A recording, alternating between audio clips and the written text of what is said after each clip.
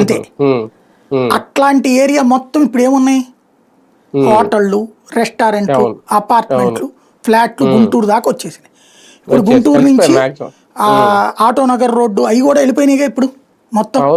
ఏది మిర్చి yard road అదంతా ఇప్పుడు ఆ మిర్చి యార్డ్ దగ్గరే ఆ మిర్చి ఇవి ఉన్నాయి మిషన్స్, అవి కూడా మిషన్సే కదా, పొలాలు పోయినాయి అక్కడ కూడా. ఈ చిలకలూరుపేట ఆ ఏరియాలోనే ఇప్పుడు కాస్త పొలాలు ఉన్నాయి రోడ్డు పక్కన, అక్కడ కూడా రెస్టారెంట్లు కట్టేస్తున్నారు. ఇప్పుడు ఇదంతా ఏమవుతుంది, 29 గ్రామాల్లో 1,00,000 ఎకరాలు మీరు ఆలోచిస్తున్నారు, ఇంకొక 10 లక్షల ఎకరాలు వ్యవసాయం తీసేస్తున్నారు, అన్ని అపార్ట్మెంట్లు ఫ్లాట్లే. అంటే దాదాపుగా 12-15 లక్షల ఎకరాలు కృష్ణా గుంటూరు జిల్లాల్లో వ్యవసాయం పోయి, అది వరి, మిర్చా, మొక్కజొన్న, కూరల ఇవన్నీ పోతుంది. అదే కదా, మనం రాబోయే రోజుల్లో తెలంగాణ నుంచి బియ్యం దిగుమతి చేసుకోబోతున్నాం. అంతేనా?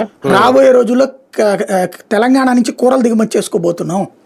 ఒకప్పుడు మనం ఇచ్చేవాళ్ళం అని చెప్పుకోవాలేమో, మేము ఇచ్చేవాళ్ళం వీళ్ళకి ఇప్పుడు కొనుక్కుంటున్నాం అని చెప్పుకోవాలి. అంతే. ఇప్పటికే చూడండి, మీకు తెలంగాణలో వ్యవసాయం మీద కాన్సన్ట్రేట్ చేశాడు కేసీఆర్, బాగా డెవలప్ చేసుకొచ్చాడు. మనం ఇక్కడ వ్యవసాయం వదిలేసి కాంక్రీట్ బిల్డింగ్స్ వైపుకి పోతున్నాం.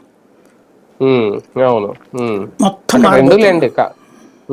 కానీ ఒకటి సార్, ఈ విషయంలో వైసీపీ స్టాండ్ ఏంటని చెప్పాల్సిన అవసరం ఉందా, లేదంటే జగన్ సైలెన్స్ వెనక ఏమన్నా ఒక మాస్టర్ ప్లాన్ ఉందా? చెప్పేశాడు కదా ఆయన, సిద్దిరప్పల రాజు వచ్చేసి ఇదంతా